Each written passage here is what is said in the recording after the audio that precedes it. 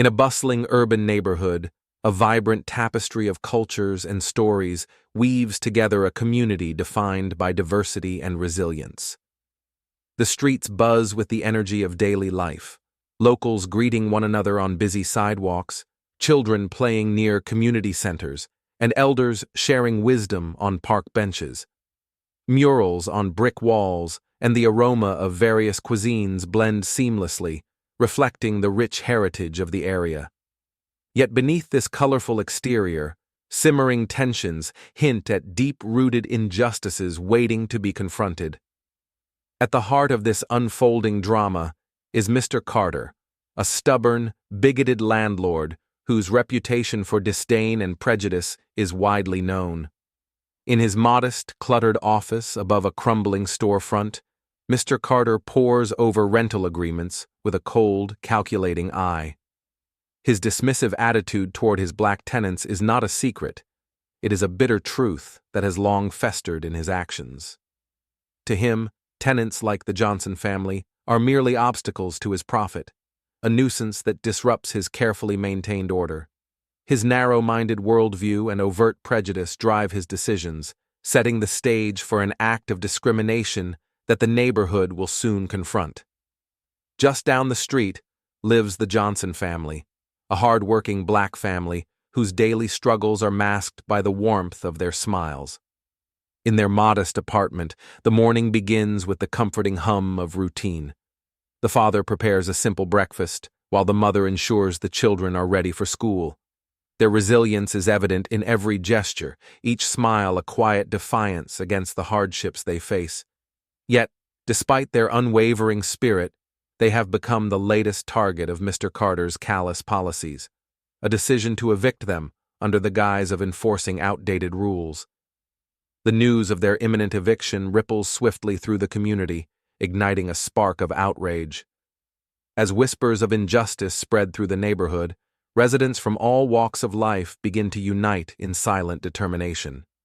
In hushed conversations at local markets, community centers, and along the sidewalks, people share their frustrations about long-endured biases and discriminatory practices.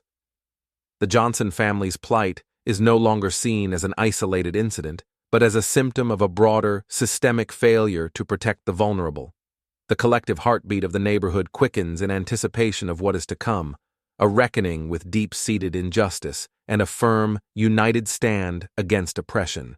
In this charged atmosphere, the stage is set for an inevitable confrontation, as the community readies itself to teach Mr. Carter a lesson that echoes far beyond one family's struggle.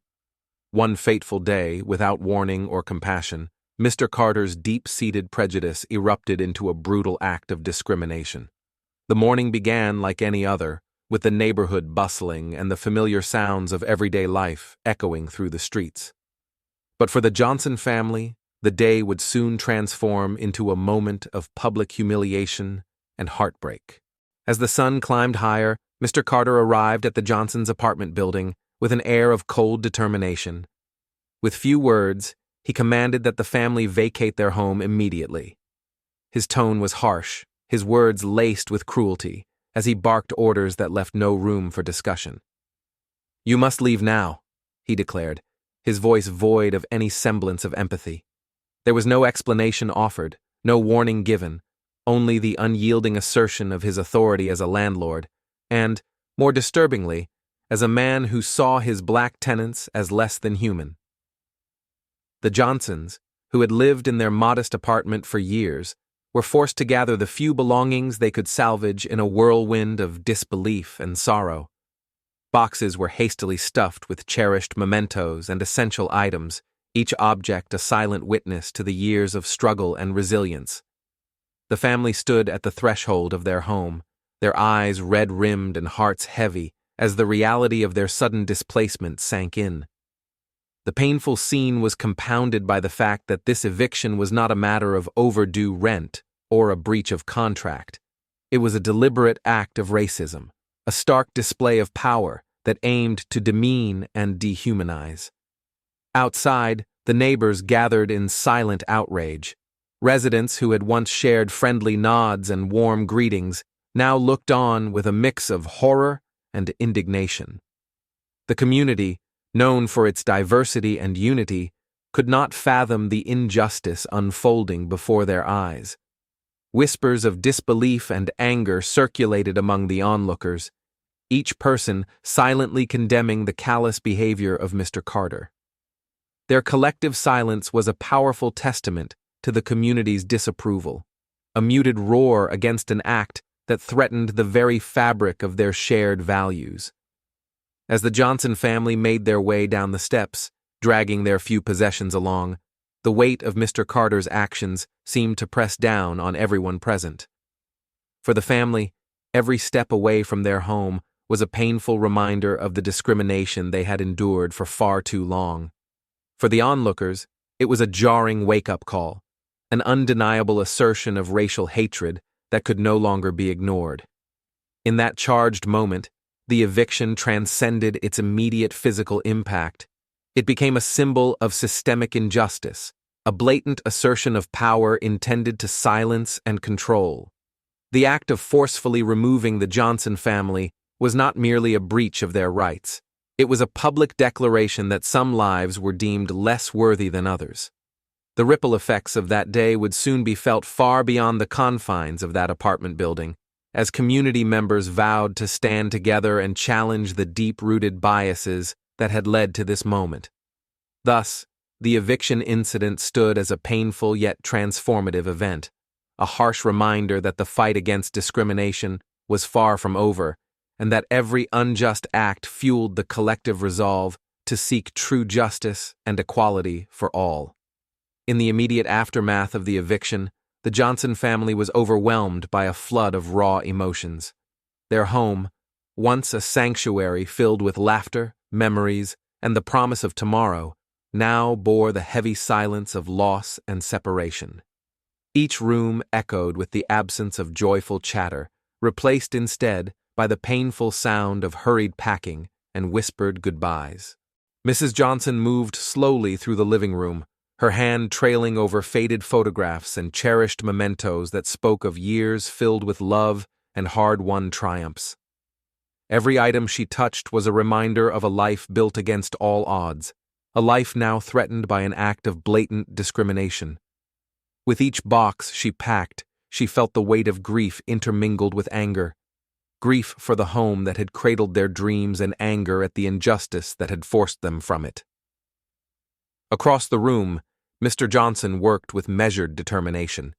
His normally steady hands trembled slightly as he sorted through the few possessions they could salvage. Even as a deep sorrow settled in his eyes, his voice remained resolute as he reassured his children, "We will get through this." His words were a quiet promise, a pledge that this painful moment would not define them, even though it marked a harsh chapter in their lives. His determination was a silent challenge to the forces of discrimination that had sought to diminish their dignity. Their children, caught in a swirl of confusion and fear, clung tightly to their parents. The youngest, barely old enough to understand the complexities of injustice, sensed the tension in the air and sought comfort in familiar embraces. The older ones looked on with a dawning awareness, their innocent eyes reflecting both sorrow and a budding resolve. In their small, trembling voices, questions arose, a mix of uncertainty and a desire for answers about why their family was being treated as less than human. Yet even amid the tears, there flickered a spark of resilience, a quiet determination to one day see the scales of justice balanced. Outside, the neighborhood's response began to form a supportive backdrop to the family's private tragedy. Neighbors gathered, their faces etched with sympathy and outrage, offering words of comfort and promises of help. In this moment of acute loss, the Johnsons' struggle transcended their individual plight and became a potent symbol of a broader fight against systemic injustice. Their pain resonated with many, a collective cry for change that could not be ignored. Community members organized impromptu relief efforts, ensuring that the family had access to food, clothing, and temporary shelter. The shared support was a testament to the unity that had long characterized their diverse neighborhood, a unity forged in the face of adversity. Even as the Johnsons packed their few treasured belongings, their resilience shone through. Every tear shed was balanced by a quiet determination to rebuild, not just their home, but also their sense of hope. In that fraught hour, as the echoes of loss mingled with promises of solidarity, the Johnson family's immediate reaction encapsulated a larger truth: that the struggle against discrimination is both deeply personal and universally urgent. Their heartbreak, raw and unfiltered, became a powerful reminder that no act of injustice, no matter how painful, can extinguish the human spirit's capacity to endure, to fight, and to rise again. News of the eviction spread like wildfire through the urban neighborhood, sparking a fierce collective reaction among its diverse residents. As word traveled from one street corner to another and from local cafes to community centers, the injustice inflicted upon the Johnson family resonated deeply with everyone who heard it. What began as a personal tragedy quickly morphed into a shared grievance that bridged racial and social divides, uniting the community in a quest for justice and dignity. On busy streets, neighbors exchanged animated conversations about the incident. Shopkeepers paused mid-transaction as they discussed the blatant abuse of power exhibited by Mr. Carter. Regular patrons of local cafes, who had long considered their neighborhood a safe haven of diversity and unity, now found themselves engaged in impassioned debates over fairness and human rights. The casual chatter that once filled these spaces was replaced by fervent discussions on how such discriminatory acts could be allowed to occur in their midst. At the heart of the outcry was a deep sense of empathy that transcended individual experiences. Young students, inspired by classroom lessons on civil rights and social justice, joined the conversation, their voices rising with hope and determination. Elderly residents who had witnessed decades of change in the community expressed a mix of sorrow and indignation, recalling past struggles against discrimination. Their stories, layered with the wisdom of time, lent a powerful historical context to the current crisis. Every conversation carried the same underlying message. The injustice meted out to one family was a wound on the conscience of the entire community. Social media platforms further amplified the collective sentiment. Hashtags celebrating solidarity with the Johnson family and condemning Mr. Carter's actions began trending locally.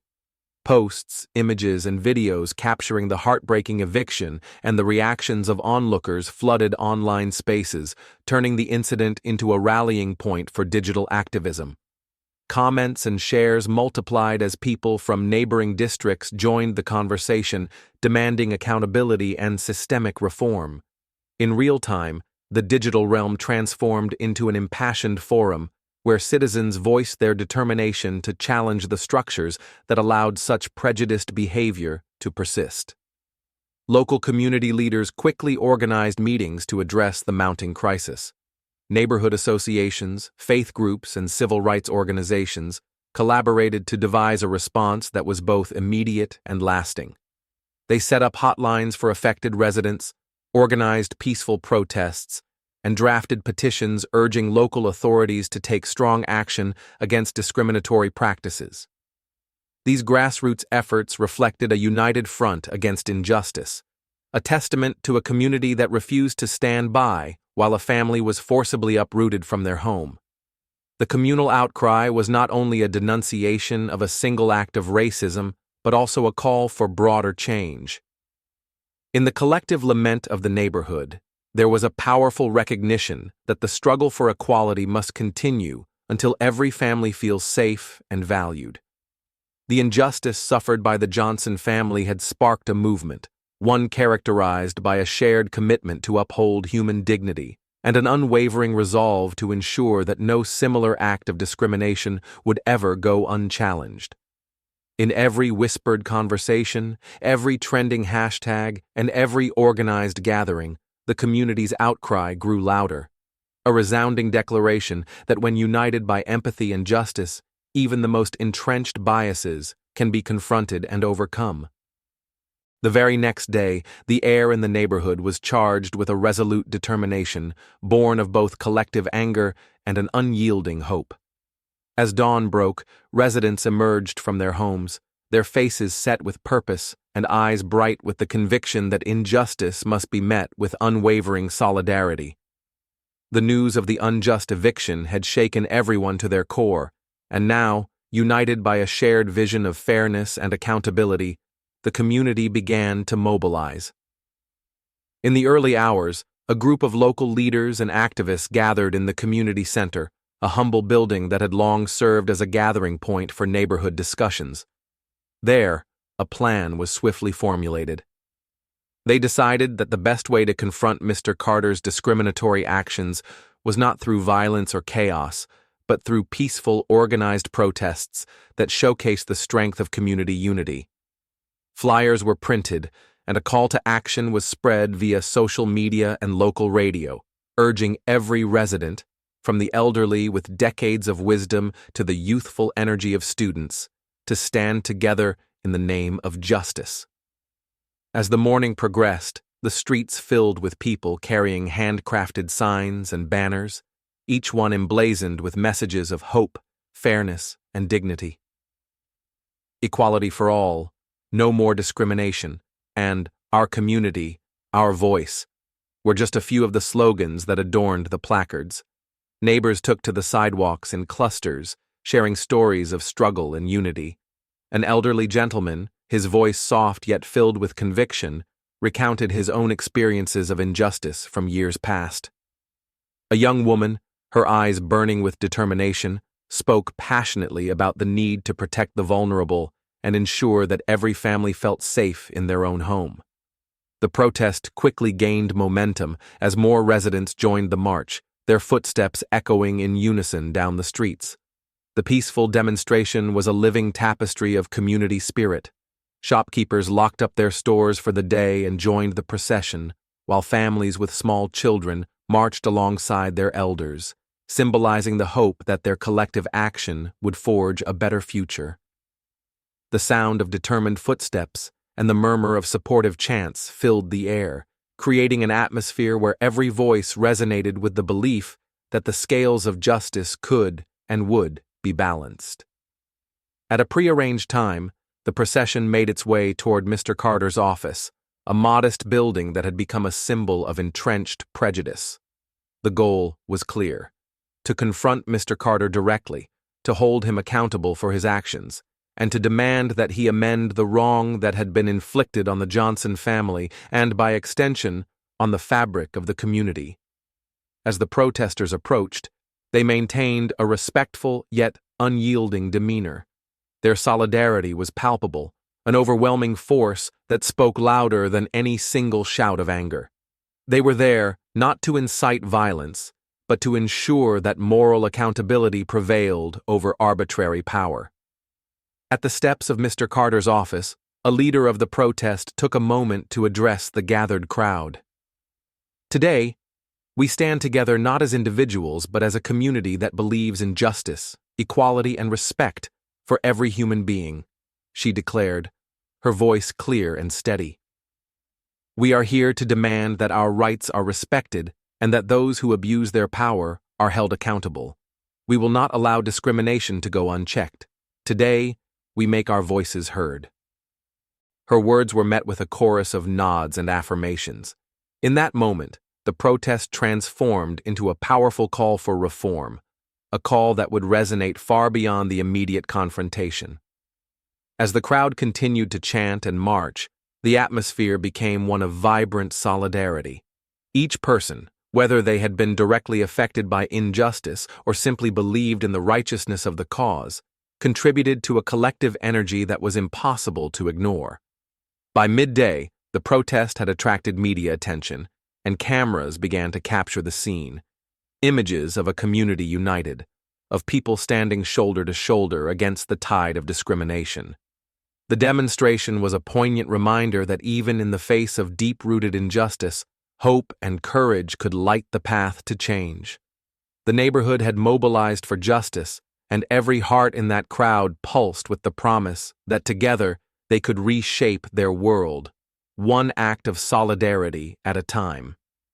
As the day wore on, Mr. Carter found himself increasingly isolated by the very community he once ruled with an iron fist. In front of his office and at his doorstep, a united front of neighbors gathered, each voice a steady, unwavering demand for accountability. The air was thick with anticipation as residents, from elderly longtime locals to impassioned young activists, stood shoulder to shoulder, ready to confront the landlord whose actions had sown deep divisions. A hush fell over the crowd as the moment of confrontation arrived. Mr. Carter, once so confident in his authority, now faced a barrage of questions and condemnations. The first to speak was a local community organizer, her voice clear and resolute. "Mr. Carter, why have you chosen to treat the Johnson family with such cruelty?" she demanded, her tone leaving no doubt that the days of unchecked prejudice were over. Her question echoed off the brick walls of the building, resonating with everyone present. For a long, tense moment, Mr. Carter's eyes darted around, searching for an escape or perhaps an ally among the familiar faces that now looked upon him with disappointment and anger. But there was none. His usual retort was swallowed by the overwhelming collective will of a community determined to see justice done. I acted according to my policies," he stammered, attempting to justify his behavior. However, his words fell flat amid the chorus of disapproval. A shopkeeper from the neighborhood stepped forward next, his voice trembling with both sorrow and indignation. "Policies? This is not about rules. It's about basic human decency. We are a community that values respect and equality, and your actions have shown that you do not." His words struck a chord among the onlookers, amplifying the growing sentiment that Mr. Carter's authority was crumbling before their very eyes. As more voices joined in, each question and declaration chipped away at the facade of power Mr. Carter had so meticulously built. A young mother, holding her child close, recounted the many stories of hardship and discrimination that had long plagued residents like the Johnsons. "We have suffered in silence for too long," she said. "Today, we stand here united to ensure that no family has to face this kind of injustice again." The atmosphere was charged with a palpable energy, anger mingled with hope. With every voice raised against him, Mr. Carter's once impenetrable veneer began to crack. The community's outcry was not merely an emotional response, it was a powerful statement that prejudice and abuse of power would no longer be tolerated. In the midst of this confrontation, the landlord was forced to face the undeniable reality of his behavior. Amid the clamor, one elderly resident, known for her quiet wisdom and long memory of past struggles, spoke softly, but with an authority that silenced the crowd for a moment. "Let this be a lesson," she said. "When we allow hate to fester, it only destroys the bonds that hold us together. But when we come together, united by our shared values of justice and compassion, we become unstoppable." Her words, simple yet profound, served as a reminder to everyone present that the power of community was far greater than any individual's authority. In that charged moment, as the landlord stood diminished by public condemnation, the community's message was clear: prejudice will not go unchallenged. The confrontation was not simply about one act of cruelty, but about reclaiming dignity and ensuring that every resident felt valued and respected. Mr. Carter's authority crumbled under the weight of their collective will, and in its place, a lasting lesson was etched into the heart of the neighborhood, a lesson that true power lies in unity, compassion, and the unyielding pursuit of justice. In the wake of the dramatic confrontation, the incident marked a turning point for the entire community. What had begun as a public outcry against injustice slowly evolved into a renewed commitment to solidarity and change. The Johnson family, once forced to bear the brunt of discrimination and humiliation, now found solace in the overwhelming support of their neighbors. their painful experience had ignited a spark of hope and resilience that resonated with every resident who believed in the power of community. Local leaders quickly stepped in, determined to ensure that justice was served and that such an egregious act of prejudice would never be repeated. Meetings were organized in community centers and public spaces where voices from every corner of the neighborhood came together in discussion. These gatherings were filled with passionate appeals for reform, as residents demanded that all individuals, regardless of race or background, be treated with dignity and respect. In these forums, long-standing grievances were aired, and plans for positive change took shape, a transformation driven by the collective will of a people united against injustice. For the Johnson family, the support was both a balm and a beacon. Neighbors offered assistance in finding temporary housing, donated essential items, and provided emotional support through heartfelt words and gestures. In the midst of their sorrow, the family began to see a glimmer of hope, that their suffering could pave the way for a better future, not just for themselves, but for all who had been marginalized. Their courage, combined with the community's unwavering solidarity, transformed their personal tragedy into a powerful symbol of resistance and resilience. Meanwhile, Mr. Carter, the landlord who had once wielded his authority with disdain, was left to reflect on the stark lesson imparted by those he had looked down upon. Confronted by the collective resolve of the community, he now faced the possibility of change, a chance to re-examine his actions and perhaps learn to value every individual he once dismissed. The public condemnation and the outpouring of unity forced him to confront not only his prejudices, but also the reality that his power was no longer absolute.